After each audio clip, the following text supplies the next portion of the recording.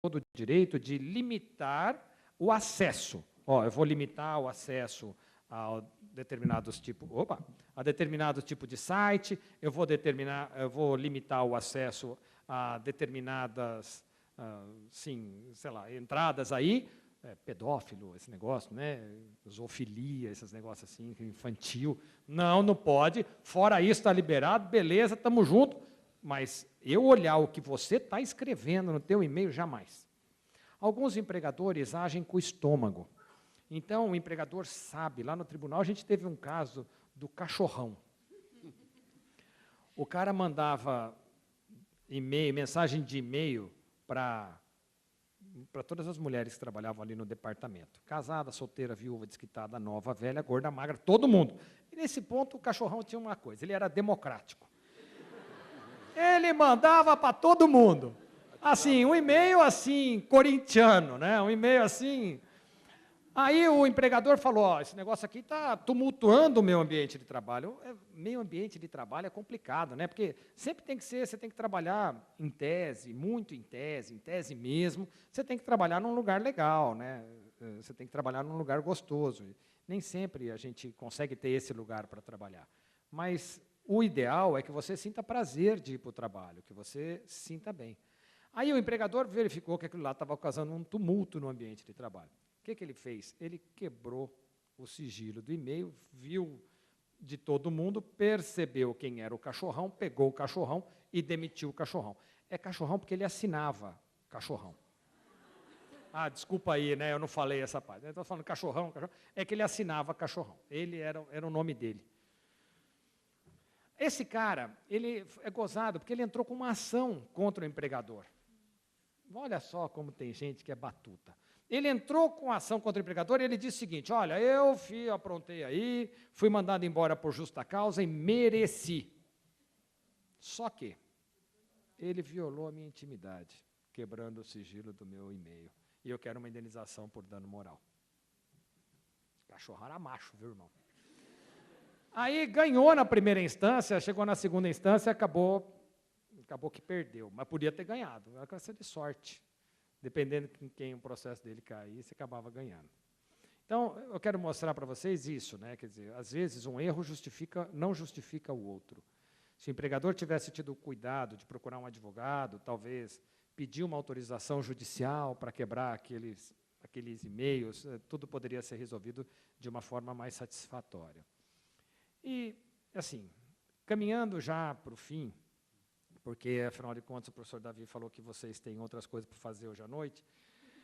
É assim, ó, eu vou, é claro, em 40, 50 minutos, eu jamais vou conseguir falar para vocês tudo o que eu quero, embora vocês já tenham percebido que se eu tivesse 3 horas para falar, eu ia falar, né? O negócio é o seguinte, eu guardei para o fim a cereja do bolo. Gordo sempre tem que ter comida. Que é a indenização. O valor da indenização. Por todas essas situações que nós conversamos, a pergunta que eu faço é, quanto? Cara, eu vou falar uma coisa para vocês. É difícil, né? Se é difícil para vocês que estão sentados aí, só olhando a palestra, imagina para nós que temos que pegar e julgar uma coisa dessa. Eu vou dizer 2 coisas para vocês. Primeiro, essa indenização tem que ter um caráter que é duplo. Ela tem que ser, ao mesmo tempo, ressarcitório para quem sofreu a violação do dano. Então, tem que ressarcir, tem que ser alguma coisa para indenizar, para tentar reparar, recompor. E tem que ser, ao mesmo tempo, punitiva para quem praticou o dano. Então, tem um caráter que o direito chama de pedagógico. Assim, ó, toma aqui, nego, e aprende para não fazer de novo. Então, o valor da indenização tem que ser suficiente para reparar o dano e para impor uma punição. Sob essa ótica, o judiciário ainda está extremamente conservador. O judiciário trabalhista menos, mas continua conservador. Imaginem os senhores quanto custa qualquer coisa dessas que aconteceu. Qualquer coisa. Quanto custa? É sério. Eu tenho... Todo mundo lembra, assim, primeiro namorada, a gente nunca esquece, primeiro sutiã, dizem que a gente nunca esquece, primeiro processo, a gente nunca esquece. Eu era estagiário, comecei a trabalhar num escritório, e sempre tem aquele processo no escritório que chama atenção. E no meu escritório era um processo seguinte, 2 casais foram passar um final de semana no Guarujá. Aí foram lá, dormiram na sexta-noite e tal, sábado de manhã acordaram, o casal 1 foi passear na praia. O casal 2 foi brincar no quintal de arco e flecha. Mas arco e flecha, assim, profissional, aqueles bacana, não essas porcaria, bacana. Aí, o casal 1 andou na praia, voltou e deitou, ficou tomando sol ali na frente da casa. E o casal 2 brincando com arco e flecha. Aí, o demente do namorado do casal 1 resolveu atirar a flecha para cima. Como vocês sabem, pelo ar, a flecha fez uma parábola. Eu tenho certeza que vocês lembram disso, do ensino médio.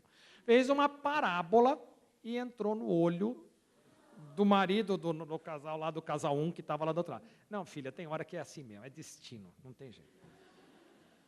Aí, o ex-amigo, até então amigo, que passou a ser ex-amigo, entrou com uma ação na Justiça Comum, mas entrou com uma ação pedindo uma indenização por dano moral por causa disso. Eu estou dando esse exemplo, não tem a ver com direito de trabalho, mas para mostrar uma coisa para vocês. O processo é do tempo que eu era estagiário. Está certo que a Justiça Comum é um pouquinho demorada. Mas, olha, eu já sou juiz, eu não vou falar quantos anos, mas muitos. Muitos. Eu já sou juiz há mais de 20 anos. O processo não acabou ainda. Eu encontrei com o dono do escritório outro dia. E Arthur, como é que vai o processo? Eu lembro o nome das partes e o número do processo. Olha como marca isso na vida de uma pessoa, né? O processo não acabou ainda. Sabe por quê? Porque a discussão é quanto? Quanto vale? O cara foi lá no meu escritório. Ele tinha, que eu trabalhava, né, no escritório que eu trabalhava, ele tinha um olho de vidro. E olha, eu tenho certeza, os exames médicos não deram nada, não, mas eu tenho certeza que eles perderam os parafusos junto. Certeza absoluta. Porque ele não é muito certo. Mas os exames dizem que ele é normal. Mas perdeu só o olho. Só o olho não é pouca coisa, né? Mas enfim, no direito do trabalho, a gente está convivendo agora, mais ou menos, há pouco tempo, de 10 anos para cá, que nós começamos a nos preocupar de verdade com o valor da indenização. E os valores das indenizações têm que ser altos.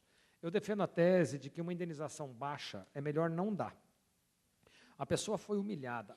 Eu falei da Ultrafarma? Falei, né? Falei o nome Ultrafarma? Então, vou repetir. Ultrafarma. Essa desgraça dessa farmácia tinha um gerente que não gostava de uma menina. Aí, ela arrumava os remédios na prateleira, ele passava a mão e jogava no chão. Aí ela arrumava os remédios, falava assim, arruma de novo. Arrumava de novo. Quando estava arrumadinho, ela falava assim, está arrumadinho. Ele passava a mão e jogava no chão. E assim ia. Um determinado momento, o que a mulher faz?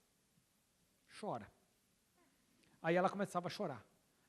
O cara pegava ela, botava de castigo, em pé na salinha de injeção. Em pé na salinha de injeção. Aí ela ficava na salinha de injeção, até parar de chorar. Parou de chorar, voltava, arruma a prateleira. Arrumava, jogava no chão. Quanto? Vocês vão falar para mim, qualquer coisa que vocês falarem para mim, que tiver menos de 3 zeros, para mim é insuficiente. Ai, professor, mas ela vai ficar rica? Não sei, fica rica quem tem 1 milhão? 1 milhão não é nada, gente. Que isso? Grande porcaria. Se a dignidade de vocês custar isso só, tá bom. Tá barato. Para a Ultrafarma, tá barato. Veja, o valor da indenização para a Ultrafarma tem que ser diferente do valor da indenização para o Carrefour, que tem que ser diferente da indenização para o Bradesco, para os mesmos fatos, é claro, porque cada um vai doer no bolso de um jeito. Davi, eu tenho mais 5 minutos. Sim. Aí, eu vou contar um caso. Desculpa aí, né, mas é o que eu tenho para fazer, né? Eu podia fazer outra coisa, mas não tenho barriga de tanquinho, eu tenho que contar caso. Aí é o seguinte, era o Carrefour. Carrefour, para usar um exemplo de hoje, né, empregado terceirizado da limpeza. Então, os caras estavam lá, coitado, na limpeza, tal. O cara estava lá, ele se deparou com a seguinte situação. Vocês sabem que os supermercados morrem de medo de produto com prazo de validade vencido, né? Aí tinha separado, assim, do lado do lixo, linguiça, cerveja. Prazo de validade vencido. Estava ali para jogar no lixo. Estava separado, tiraram da gôndola e estava separado para jogar fora. O cara da limpeza. O cara falou assim, pelo amor de Deus. Chamou um amigo e falou assim, ó, vamos fazer um churrasco. Cara, até hoje eu posso jurar de pé junto que cerveja não tem prazo de validade. Eu tomo com prazo de validade vencido, não estou nem aí.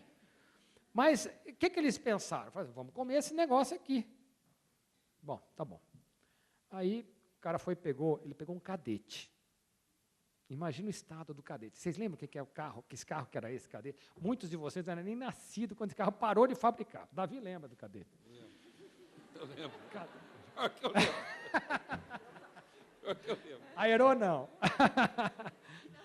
Cadete. Pegou o cadete. Gente, não, olha, tá no processo, mas eu posso visualizar. Está no processo.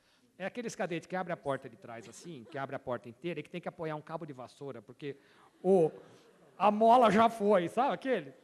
Bom, o cara botou o cabo de vassoura, estava botando as linguiças e a cerveja dentro do cadete, quando apareceu o segurança, também terceirizado, policial militar, fazendo bico. A meleca vai juntando, irmão. É só, né? Aí o policial militar, o que vocês estão fazendo aí? Não, estão pegando produto de validade. Não pode não. Como não pode? Está vencido, está jogado no lixo. Não, pode sim, não pode não, pode sim, não pode não. Foi falar com o gerente, a gente falou, não pode, tem que jogar no lixo. Aí o policial militar pegou, ligou para os amigos dele lá que estavam na ativa, e o pessoal da polícia militar não tem o que fazer. Pegou o cara, encaminhou para a delegacia, chegou na delegacia, pobre, o que faz? Prende. Deixa lá. 2 dias depois, eles foram encontrados pela família. Eles estavam lá, não sabendo nem porquê. Aí eles entraram com uma ação contra o Carrefour, pedindo pagamento de uma indenização por dano moral. 1 milhão cada um. Eu achei que estava muito razoável. Mas todo mundo achou que estava muito. E acabou reduzindo o valor dessa indenização, ficou bem menor que isso. Entendem o que eu quero dizer? Imagina para um pai de família, fica assim, por nada, por absolutamente nada.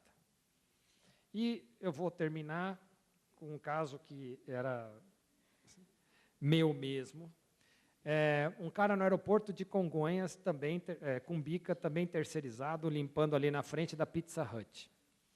Aí, a Pizza Hut, eles têm umas embalagens para viagem. Então, eles servem ali, o cara come no aeroporto, joga ali. O cara estava limpando, achou uma embalagem dessa dentro do lixo, mas fechadinha. Aí ele abriu, estava com fome, falou, vou comer essa pizza. Na hora que ele estava pegando a pizza para comer, o supervisor dele passou e viu. Ao invés de falar, não faz isso, botou no jornalzinho, que era divulgado para todo mundo lá no aeroporto, para terceirizado, que o cara era comedor de lixo, que o cara era lixeiro. Esse caso até teve uma repercussão um pouquinho maior. A advogada dele fez uma enorme de uma burrice. Ela pediu uma indenização no valor de R$40 mil. Vocês entendem? Olha, eu sou assim, 85% das vezes, ou mais, eu quero dar mais do que o empregado pede, porque eu sou convencido. Eu leio o negócio, acredito. Aí me envolvo, eu quero dar mais. Mas quando o advogado pede 40 mil, ponto, não tenho o que fazer. Eu mandei pagar 40 mil e o valor de uma pizza de mussarela. Era o máximo que dava para fazer. Então, isso vai como uma sugestão para vocês, depois vocês conversem com os professores de vocês, que estão muito mais qualificados do que eu. Quando vocês forem pedir o pagamento de uma indenização, qualquer que ela seja, tenham o cuidado de fazer o pedido. Então, eu quero 50 mil, eu quero 100 mil, eu quero 40 mil, eu quero 90 mil, e coloca na frente um no mínimo. Se você coloca esse no mínimo da frente, já dá para a gente brincar. Se cair na mão de um louco que nem eu, você já vai dar sorte grande de você poder ter mais. Agora, jamais façam o seguinte. Advogado, eu vou falar uma coisa para vocês, de verdade, de coração. Eu fui advogado, assim, advogado tem que ser educado, advogado tem que ser honesto, mas advogado não tem que ser legal com o juiz. Então, o advogado que fala assim, eu quero o valor de uma indenização, aconteceu isso, então eu quero uma indenização. No valor que Vossa Excelência resolver fixar. Não faz isso. Porque vai que você pega um juiz que tem problema, assim, para conceder uma indenização, tem até medo de falar. Eu só vou contar um caso, eu tenho uma sentença... Tudo bem. Eu tenho uma sentença de um juiz de uma localidade aqui do interior de São Paulo, da grande São Paulo, na verdade. O cara perdeu o dedinho e entrou com uma ação pedindo uma indenização pela perda do membro, porque o cara perdeu o dedinho. Aí o juiz colocou assim, uma indenização no valor que Vossa Excelência quiser por bem fixar. Aí o juiz fixou, falou, o dedinho não serve para nada, mandou pagar R$1. Sabe qual que é o problema? O problema é que não dá para você recorrer, porque não tem sucumbência. Você falou para ele que queria que ele fixasse, ele fixou, você não pode recorrer. Então, sempre colocam um valor, e sempre colocam no mínimo. E sempre pensem e protejam a dignidade do cidadão trabalhador. Tá? É isso. Obrigado.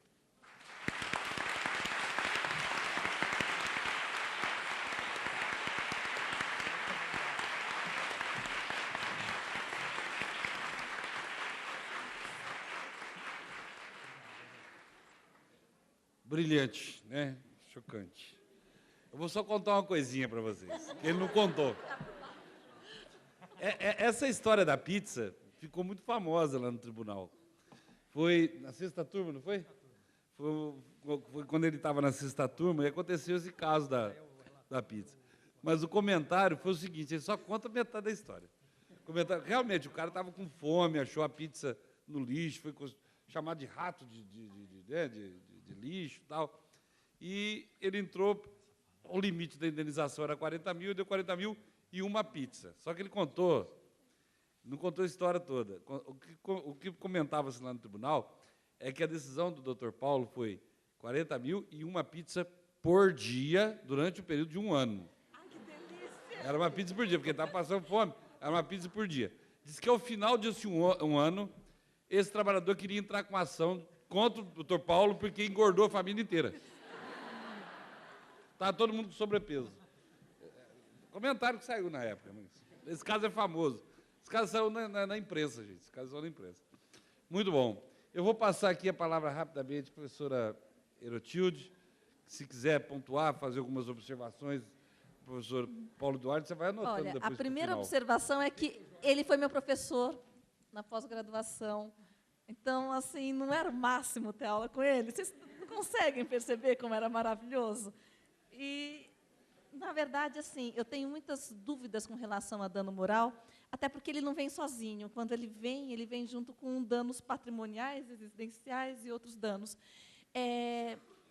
Então, gostaria de ser aluna novamente e pedir para que o professor Paulo me explicasse, por favor, se tem alguma, com relação a dano estético, se eu posso acumular dano estético com dano pessoal. E aí, conta o caso. Um trabalhador que ele foi entrar no supermercado, ele era da padaria do supermercado de fundo de quintal, o empregador, os meus alunos já sabem da historinha, o empregador, ele pegou o fundo de garantia e montou um supermercado em Diadema. No supermercado, nos fundos do supermercado, fazia-se pão. No dia anterior, faltou luz. Todo mundo apressado para ir embora, todo mundo foi embora, o gás ficou meio fechado, meio aberto. Ele foi a primeira pessoa que chegou no supermercado, acendeu a luz. Pegou fogo. O advogado fez questão de levá-lo à audiência para que pudéssemos ver o que aconteceu com ele. Ele estava completamente deformado, não parecia uma pessoa. E o empregador, ele chorava, porque ele não tinha nenhuma intenção de ferir ninguém. E ele falava, eu vendo o supermercado, eu vendo minha casa, o que você quer que eu faça? E pior, o empregador era bonito. Eu quero minha... Mas é verdade, não é? Eu quero minha vida de volta. Eu quero minha vida... Ele olhava para o empregador, eu quero minha vida de volta. Então, eu queria que o senhor falasse um pouquinho sobre a diferença de dano estético e dano moral, se é possível acumular dano estético com dano moral. Obrigada. Muito bem. Professora Priscila.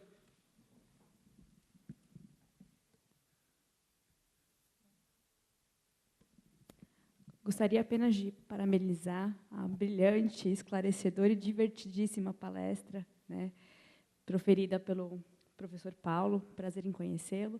E aproveitando só para dar um recadinho para os alunos do terceiro ano noturno, né, que ao final da palestra deverá ser entregue o relatório por mim solicitado ao Elcio. Você pode levantar um minutinho, Elcio, só para que os alunos te vejam? Obrigada. Só cumprimentar mais uma vez, parabéns, viu? Sem nenhuma pergunta. Professor Gilberto.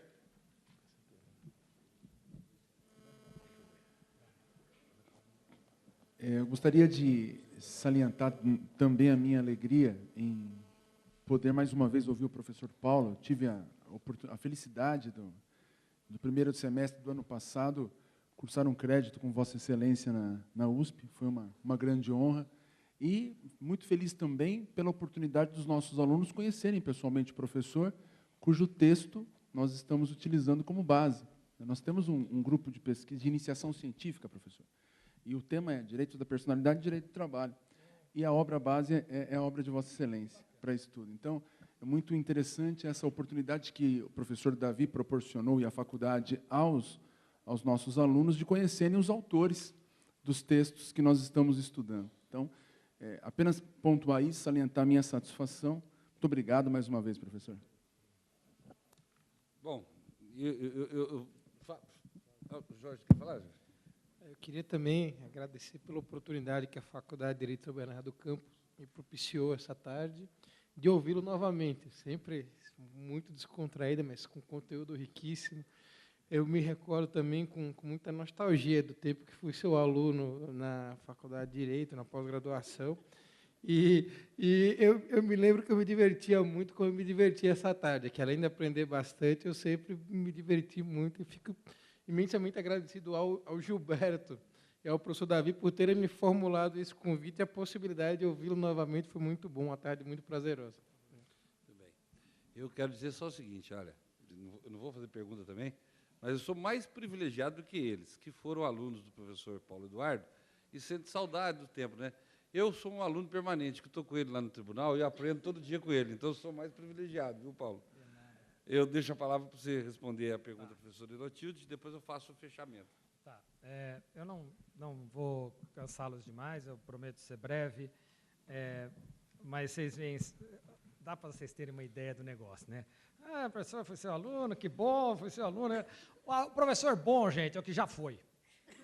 Ah, eu fui seu aluno. Ah, o senhor é ótimo. Mas na época que está sendo, é uma meleca. Mas tá bom. Estamos aí, né? O problema é que o tempo passa, né? Você vê as pessoas, né? Enfim. Sim, respondendo à questão da professora Erotilde, eu sempre tenho um certo receio desse tipo de questão, né? Porque, às vezes, a gente percebe, que a gente faz faculdade de Direito, e o Direito é tão legal e abre tantas portas e mostra tanta coisa. E tem horas que você fala assim, não, vou ser juiz, porque, nossa, vamos fazer o bem, eu vou ser advogado, porque eu vou fazer o bem, eu vou ser promotor, porque eu vou fazer o bem. Você tem hora que não tem que fazer. É muito triste, e a gente sente isso, especialmente aquele que é juiz, que é advogado, por vocação, sabe? Aquele que gosta do que faz. Eu sempre digo que a gente se acostuma com o processo, como médico se acostuma com o corpo humano, e a gente vai tratando aquilo como mais um processo. A gente tem processo que eu tenho de monte lá no gabinete, Davi tem, eu tenho, Erotilde tem, todo mundo tem, advogado tem, todo mundo tem processo, mas para nós não pode ser mais um processo, porque o processo para o reclamante, para o autor e para o réu é o processo, é aquilo que representa a vida dele. Numa situação como essa aqui, em que a pessoa tem...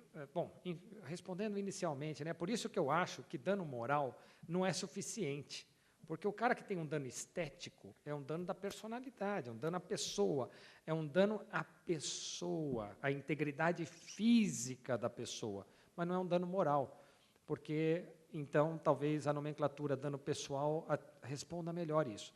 Eu acho que é possível acumular eu acho que é possível acumular um dano estético. Tem um livro muito legal de dano estético, que é um clássico, acho que é escrito há muito tempo, que até hoje está por aí, de uma professora da USP, que chama Tereza Ancona Lopes, chama Dano Estético. É muito legal, quem se interessar por esse tema, esse livro é muito bom.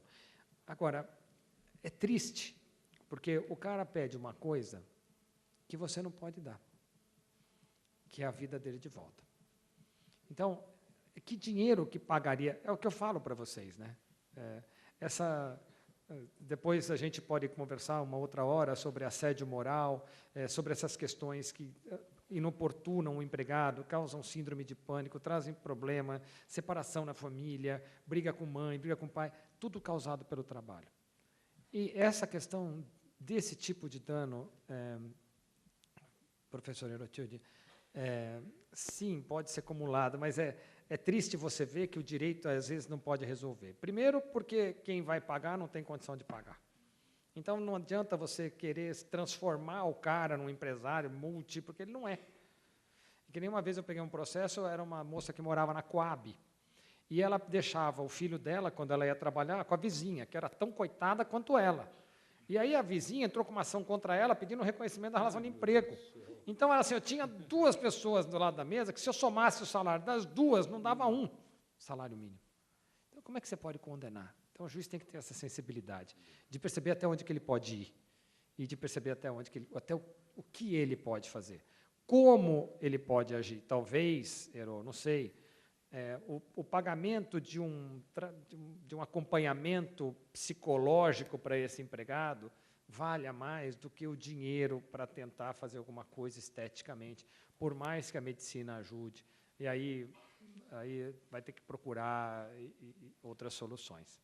Mas é triste, eu não gosto desse tipo de solução, eu não gosto desse tipo de caso também. Mas, enfim. Muito bem, vamos.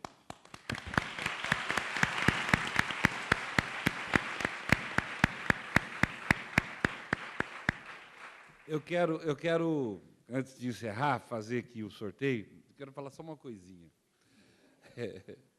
Eu deixei para falar no final. O Paulo, me permita, a nossa amizade é muito grande, então eu vou chamar o Paulo, para não chamar de Paulinho, senão eles vão chamar de professor Paulinho daqui a uns tempos. O Paulo, eu vivi um momento, há uns 2 anos atrás, ao lado do Paulo, que foi sensacional. Quando saiu a PEC das domésticas, nós até comentamos aqui hoje no primeiro painel sobre isso também, essa semana houve, enfim, a regulamentação, mas quando foi lançada a PEC das domésticas 2 anos atrás, a GV, Faculdade Getúlio Vargas, Faculdade de Direito da Getúlio Vargas, nos convidou para fazer uma palestra. Você lembra disso? Fazer uma palestra sobre a PEC das domésticas.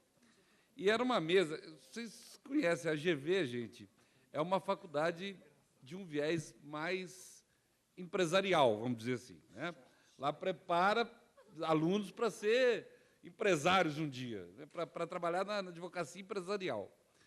E fomos lá falar na GV, a convite do diretor da faculdade, o nosso amigo Oscar Vilhena, e estávamos na mesa, eu, o Paulo, não era, o Paulo Sérgio João, a Ana Amélia, pela PUC, eu não me lembro mais quem, eram 4 ou 5. E como ele começou a falar, eu fui um dos primeiros a falar, acho que foi o primeiro ou segundo. E eu tinha muitas críticas a tecer pelo seguinte motivo: eu nunca conseguia admitir diferenças de trabalhadores.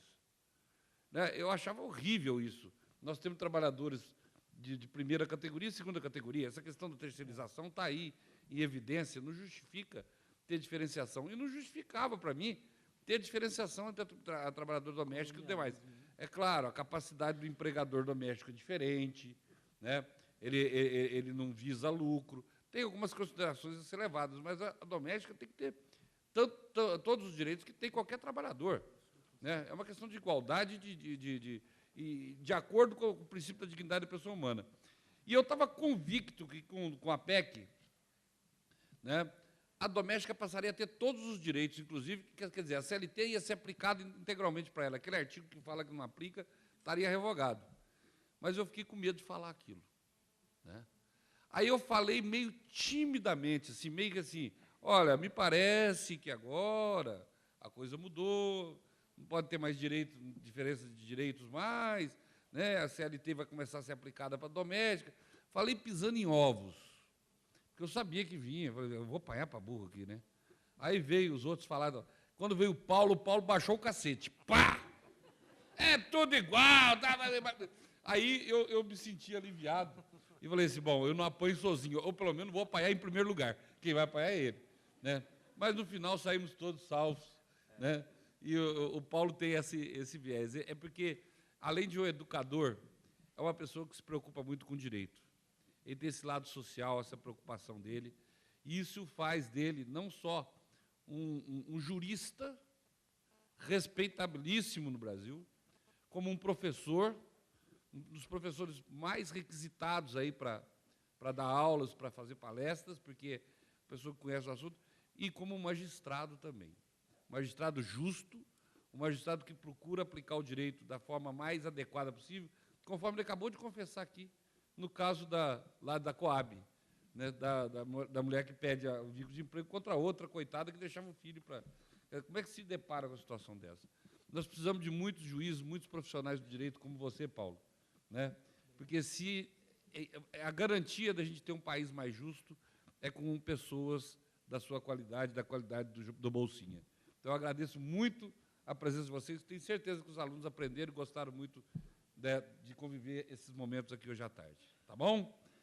Vamos encerrar, e eu vou fazer o seguinte, vamos primeiro sortear o livro do professor Paulo. Eu fiz aqui uma espécie de... Eu coloquei, vocês não estão enxergando aí, mas tem 12 papelzinhos aqui, que tem os 12 meses do ano. E tem 31 papelzinhos aqui, que vai de 1 até o dia 31. Vai dar 31 de fevereiro, vocês vão ver.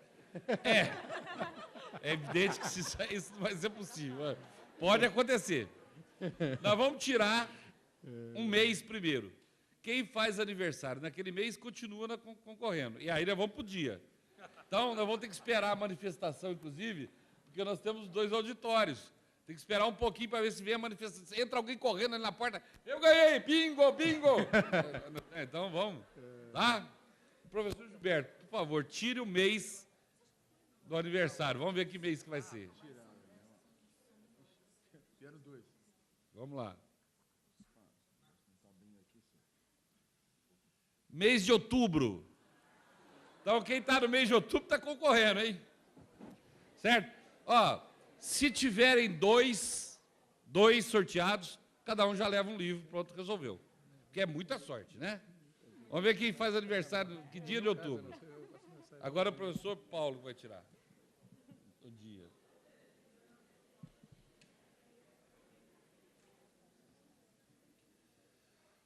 Fica sossegado, porque outubro tem 31.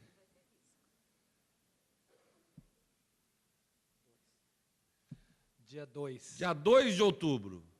Tem um lá, dia 2 de outubro já tem um. Deus, hein, nego? Vem cá, vem cá. Se fosse uma Ferrari... Vamos esperar para ver se tem algum.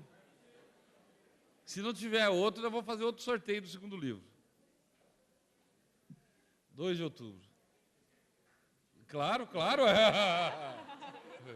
Comprovação aqui. Já vai levar o presente de aniversário antecipado. Né? Oh, se fosse a Ferrari, você não ia ganhar, cara. 2 de outubro. Nossa, eu não enxergo mais nada. Parabéns. Parabéns, 2 de outubro. Como é que você chama? Lucas. Lucas, você é do segundo... Quer uma dedicatória? Noturno? Noturno. Segundo noturno, é aluno da professora... Na Aerotina é terceiro. É aluno do professor Tiago. É aluno do professor Tiago. Vai pegar a professora Aerotina de lá de noite. E a professora Priscila. Tá bom? Muito bem. Nos auditórios, então, já vê a notícia de que não tem ninguém. Então, vamos sortear o segundo. Vamos outro mês aqui agora. Vamos ver aqui.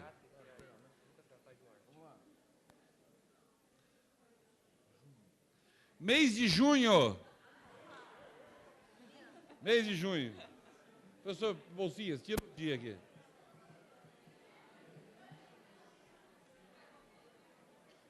É 27.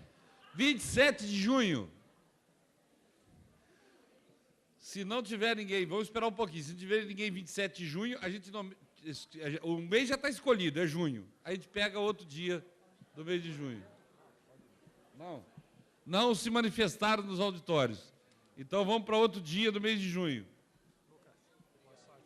Vamos lá, professor Herotilde, tira aqui. Um dia. Não tem. 31 de junho não tem. Então, para aí.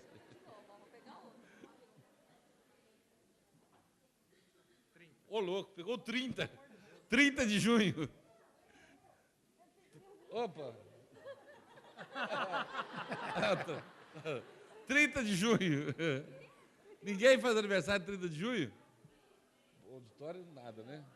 Tem que trocar o mês agora. Muda o mês. Tá, vamos mudar o mês, né? Deixa dia 30.